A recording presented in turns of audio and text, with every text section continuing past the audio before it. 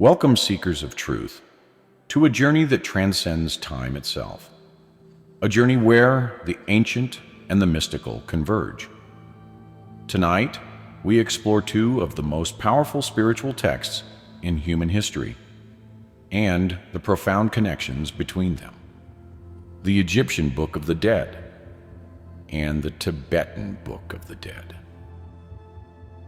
Though these two texts emerge from distinct cultures, one birthed from the sands of Egypt, the other from the Himalayas, both serve as guides through the ultimate mystery.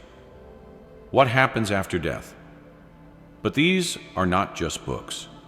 They are keys to the unseen realms, where the soul embarks on a journey far beyond the confines of earthly existence.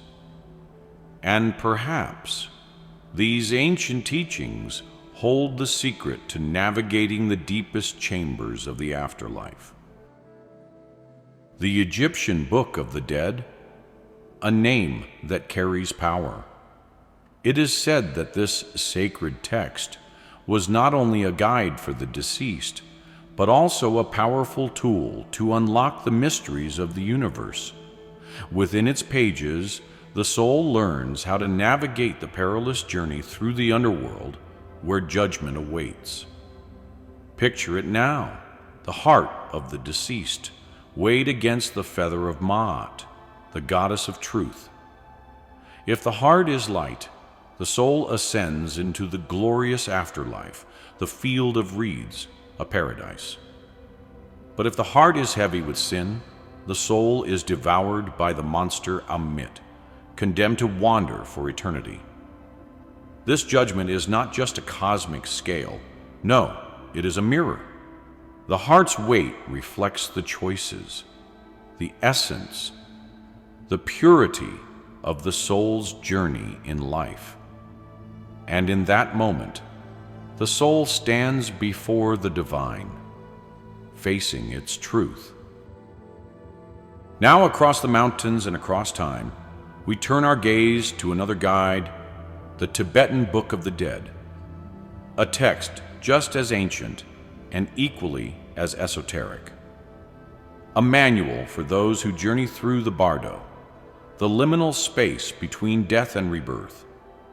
In the bardo, the soul encounters the peaceful deities and the wrathful deities, manifestations of its own consciousness. To the unprepared, these beings can appear terrifying, but they are not external forces. No, they are reflections of the soul's own attachments, fears, and desires. The question is, can the soul recognize them for what they are?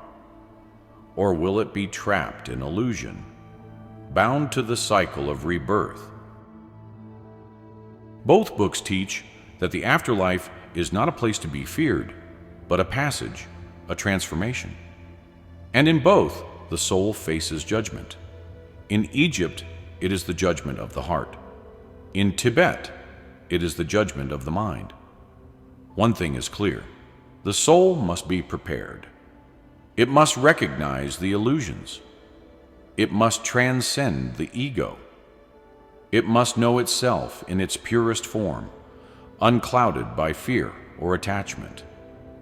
For only then can it pass through the gates of the afterlife and into the realm of the divine. Both the Egyptian and Tibetan books of the dead are more than mere rituals. They speak of a great truth, the truth that our soul is not bound by the material world. They teach that life, death, and rebirth are not separate, but all part of a continuous cycle, an eternal journey of self-realization. In Egypt, the soul's path is one of judgment. In Tibet, it is one of recognition.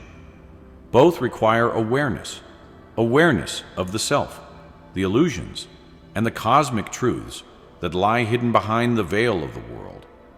And what of this veil? Could it be that both traditions speak of the same fundamental principle? That the afterlife is not a place, but a state of consciousness, that the journey through death is not just a journey into another realm, but a journey into the depths of the soul itself. And so, as we sit here, with the ancient texts of Egypt and Tibet in our hands, we are reminded of a powerful truth, that death is not an end, but a passage, a journey. And in this journey, the wisdom of the ancients offers us a map, a guide to finding our way through the dark corridors of the unknown. Both the Egyptian Book of the Dead and the Tibetan Book of the Dead offer us more than answers. They offer us a mirror to our souls, a reflection of the very journey we must all take. So, what will you choose? If you found this journey fascinating, remember to like, share, and subscribe for more esoteric explorations into ancient wisdom.